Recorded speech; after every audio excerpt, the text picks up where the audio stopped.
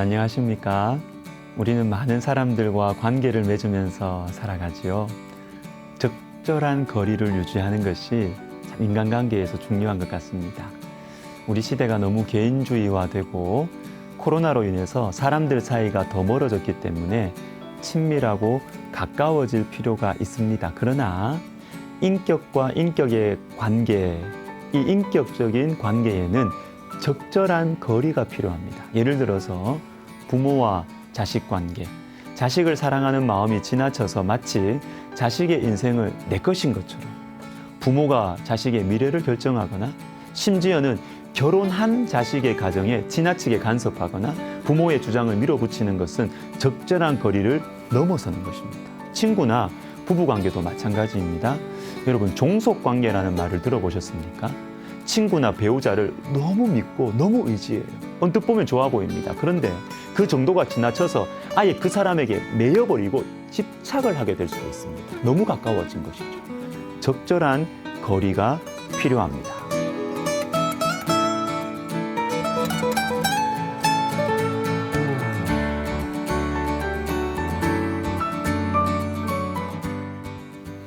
오늘은 하나님과 인간 사이의 거리감을 생각해 보겠습니다. 욥기 35장 6절과 7절을 보십시오. 그대가 범죄한들 하나님께 무슨 영향이 있겠으며 그대의 악행이 가득한들 하나님께 무슨 상관이 있겠으며 7절 그대가 의로운들 하나님께 무엇을 드리겠으며 그가 그대의 손에서 무엇을 받으시겠느냐. 하나님은 인간의 어떠함에 영향을 받지 않으신다고 말합니다. 12절과 13절도 보십시오. 그들이 악인의 교만으로 말미암아 거기에서 부르짖으나 대답하는 자가 없음은 헛된 것은 하나님이 결코 듣지 않으시며 전능자가 돌아보지 아니하심이라. 하나님은 너무 거룩하셔서 인간이 교만한 마음으로 헛된 마음으로 부르짖는 것에 대해서는 돌아보지도 않으신다는 것입니다. 그럴 수 있습니다. 여러분, 하나님은 우리의 어떠함에 영향을 받지 않으십니다.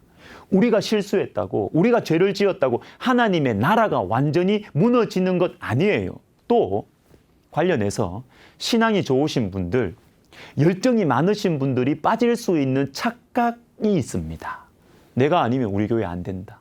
내가 아니면 이 일은 실패한다. 여러분, 아닙니다. 우리가 없어도 하나님은 일하실 수 있습니다. 우리의 능력, 우리의 선행, 우리의 헌신이 중요하지만 하나님은 거기에 집착하지 않으세요. 하나님은 우리와 다르십니다. 우리보다 훨씬 크시고 훨씬 능력이 많으십니다. 민수기 23장 19절에 하나님은 사람이 아니시니, 이 사실을 정말로 아는 사람은 하나님을 경외합니다. 하나님과의 친밀함 좋아요. 그러나 친밀하다고 함부로 하면 안 되지요.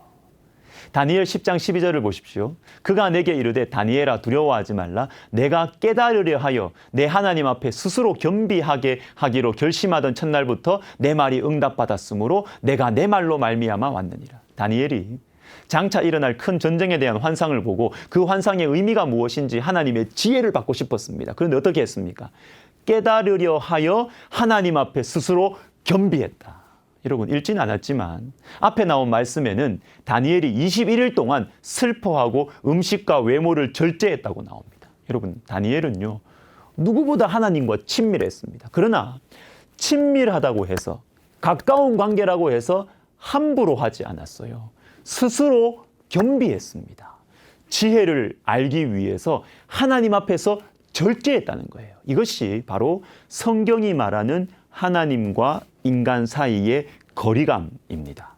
잠언 첫 부분에 보시면 하나님께서 주시는 이 지혜의 목적이 나와요. 다윗의 아들 이스라엘 왕 솔로몬의 잠언이라. 이는 지혜와 훈계를 알게 하며 명철의 말씀을 깨닫게 하며 지혜롭게 공의롭게 정의롭게 정직하게 행할 일에 대하여 훈계를 받게 하며 어리석은 자를 슬기롭게 하며 젊은 자에게 지식과 근신함을 주기 위한 것이니. 알게 하며 깨닫게 하며 지혜롭고 바르게 행하도록 하고 슬기롭게 하고. 좋아요. 지혜가 주는 이 상식적인 유익 아닙니까? 그런데 4절 마지막을 보세요. 지식과 근신함을 주기 위한 것이니. 여러분, 하나님을 만나서 우리가 하나님의 지혜를 얻게 되면 근신함이 생깁니다. 세상의 지혜로 가득 차면 사람이 교만해져요. 막 함부로 해요.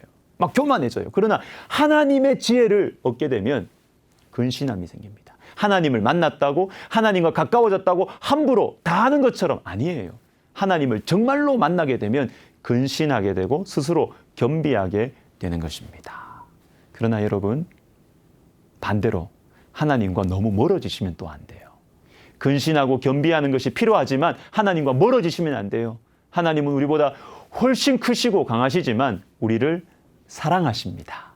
우리에게 관심이 많으시고 우리의 아픔을 아십니다. 예수님을 보면 알잖아요. 요한복음 1장 14절에 말씀이 육신이 되어 우리 가운데 거하심에 우리가 그의 영광을 보니 아버지의 독생자의 영광이요 은혜와 진리가 충만하더라. 하나님의 은혜와 영광과 진리가 충만하신 예수 그리스도께서 우리와 똑같은 육신이 되셔서 우리 가운데 오셨습니다. 하나님은 우리에게 관심이 많으십니다. 우리와 가까이 하고 싶어 하십니다. 히브리서 4장 15절 16절 우리에게 있는 대제사장은 우리의 연약함을 동정하지 못하실 리가 아니요 모든 일에 우리와 똑같이 시험을 받으시니로되 죄는 없으시니라. 그러므로 우리는 긍휼하심을 받고 때를 따라 돕는 은혜를 얻기 위하여 은혜의 보좌 앞에 담대히 나아갈 것이니라. 여러분, 예수님은 우리처럼 죄의 본성을 가지고 죄를 짓지는 않으십니다.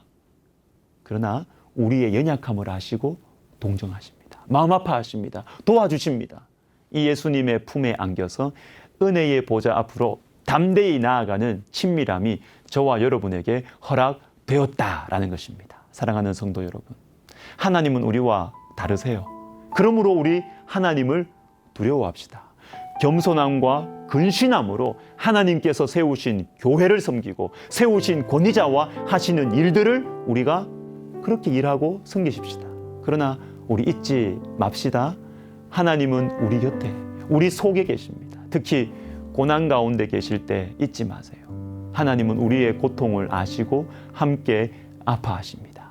여러분을 깊이 영원히 사랑하십니다. 기도하겠습니다. 하나님 아버지, 주님의 말씀이 우리 가운데 이 생명양식 시간을 통하여서 조금씩 쌓이고 쌓여서 우리 하나님과의 적절한 관계, 적절한 거리감을 가지고 주님을 경외하고 또 주님을 사랑하며 살아가는 행복하고 복된 인생 살아가게 하여 주옵소서. 예수님의 이름으로 기도하옵나이다. 아멘.